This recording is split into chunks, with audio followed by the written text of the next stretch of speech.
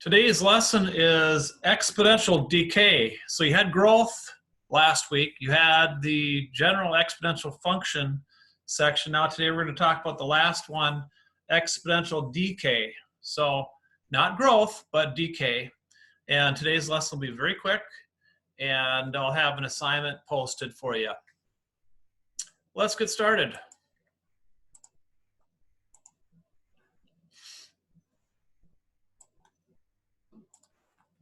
All right, our daily objective is to identify, evaluate, and graph exponential decay functions. What are the characteristics of exponential decay? Okay, so exponential decay occurs when a quantity decreases by the same factor over equal intervals of time. Okay, so this is when the quantity decreases at the same factor, not increase, but decrease. Okay, so the formulas are going to really look the same. Right below it, we have the key idea today. Basically, what this says is we're going to have, remember that front number is the A, is the initial amount, always the initial amount. Then the rate of decay is the R. Now, in this case, it's going to be a factor 1 minus the R, and that's going to be raised to the t time, okay? So if you remember exponential growth, the value inside the parentheses is greater than 1 because R is added to 1. So for exponential decay, though, the value inside the parentheses is less than 1. And that's because R is subtracted from 1. Okay, so 1 minus R for decay. So if you see something like a 0.94, 0.9, you know, those are decay functions. All right, and so we're going to look out on that. So they're very similar types of formulas here. Get familiar with it. The decay factor is this, in parentheses, is 1 minus R. And the rate in decimal form, and that's important too, because when we find the rate, we're gonna have to convert to a percentage by moving the decimal. Everybody kind of knows that. Okay, let's quickly go to example 1. Here we go. Determine whether each table represents an exponential growth function, exponential decay function, or neither. Okay. So as you can see, this group here for A, X goes up 1, up 1, up 1, and Y goes from 270 to 90 to 30 down to 10. And as you can see there, that is a decay function, okay? It is a decay because you see this Y is going down at the same rate. Okay, so as X increases by 1, Y is multiplied by 1/3. Okay, so this is a decay for letter A. Now keep a lookout when you have these questions. The X's going up by 1, and then this has got to be the same all the way through the data that's given to you. So that Y is multiplied by 1/3 every time, a third, a third. So sometimes you'll see a question that will just throw one of the numbers in that looks like it might make sense, but it wouldn't be multiplied by 1/3, maybe something else, and that would kick it out, okay? All right, decay for letter A. All right, letter B. X 0 to 1, 1 to 2, 2 to 3, and we're multiplying by 2. It goes from 5 to 10 to 10 to 20, 20 to 40. So we're asked, is this decay? Does it go down, or does it go, is it growing? And in this case, it's growing. So we have a growth, exponential growth function for letter B. Okay. Not too tough for those. Let's try a couple on your own here. same question. Also, I should note here, again, it's got to be multiplied by 2 all the way through the table, okay? Okay, on your own, determine whether the table represents a growth function, a decay function, or neither. Okay, number 1, you have 0 to 1, 1 to 2, 2 to 3, and we have the y here, 64 to 16, 16 to 4, 4 to 1, and we're going to multiply each time. It appears that we're multiplying by 1/4. Okay, multiplying by 1/4 each time, multiplying by 1/4. So this is 1/4 is going to be a decay answer. So exponential decay. And the last one on your own for this first example, we go from 1 to 3, which is +2, 3 to 5, which is +2, 5 to 7, which is +2.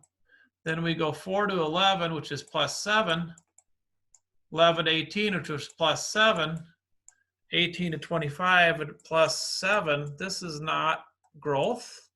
It's growing, but this is not an exponential growth.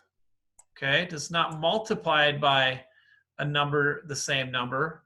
You'd have to take 11/4, you know, see if that would work to get 18. It wouldn't. So this is actually not or neither. It's not a growth and it's not a decay. So it's neither for number 2 on your own. Okay, example 2. We're going to interpret an exponential decay function. Here we go.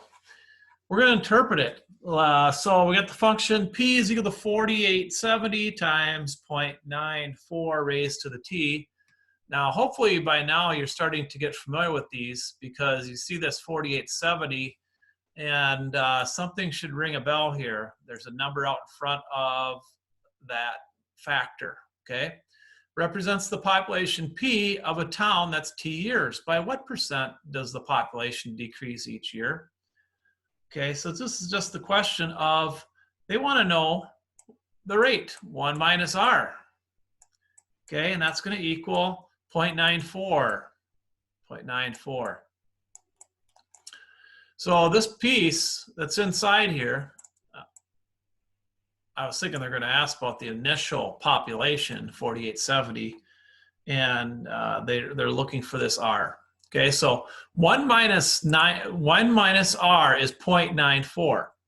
So if I find out what R is 0.06, 0.06, and that puts you at a 6% decrease. So it's decreasing at 6%. 6%. So set up your 1 minus R to get your 0.94. Okay, it's not increasing, you're decreasing population. So the population of the town decreases by 6% each year. All right, on your own, number 3. The function A is equal to 275 times 9/10 raised to the t represents the area A in square miles of a coral reef after t years. By what percent does the area of the coral reef decrease each year? Okay, so this is 9/10. Now, if we wanted to do some switching out here, we could show this as a 0.9 if you wanted to. So it's a decrease. So 1 minus the R, the rate, is equal to 0.9 or 9/10. Okay, so 9/10 is 0.9. So if you're looking for that R, you end up with R is equal to 0.1. Okay, it's mental math for that. So the rate is going to be a 10%. A 10% rate of decay for that coral reef. 10% rate of decay for the coral reef.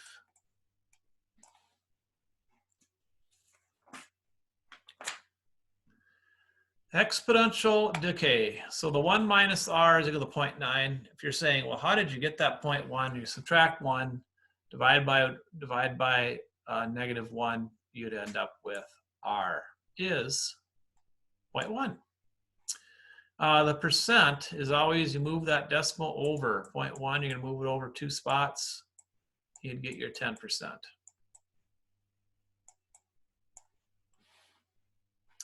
Okay, example 3, last example, and then we have an on your own. Short lesson today would be a real life application,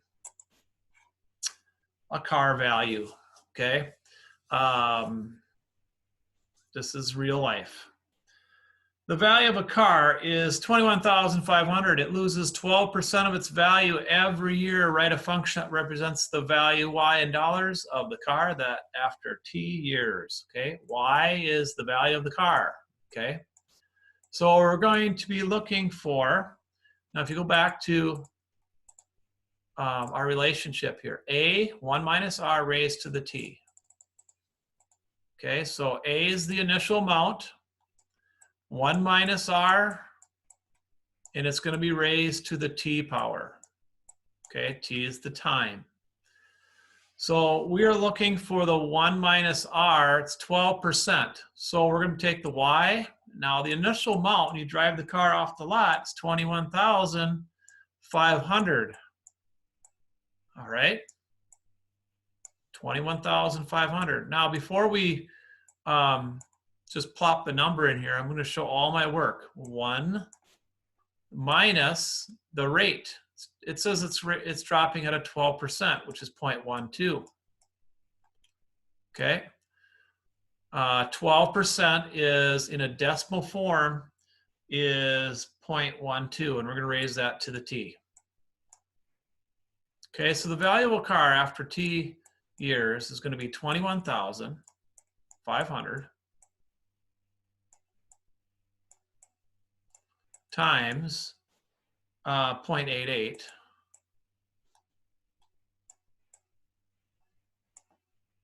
raised to the t. So there's your decay problem.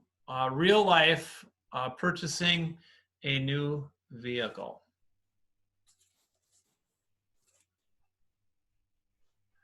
Letter B, we're going to graph it. Okay, so I've already prepared the graphs, and letter A, the graph would look like this. Let's take a look at the graph. We have on the x-axis, or x-axis, which is t, they call it t for time. You know, it's the time. It would be in years: 1 year, 2 years, 3 years, 4 years, 5 years, 6 years, 7 years, 8, 9, and so forth. So the 0 year is the initial year. Okay, so you can see the 0 year. So if you took the function y is equal to 21,000, just found the function 21,500, and the 0 year, 0.88 raised to the 0, that's 1.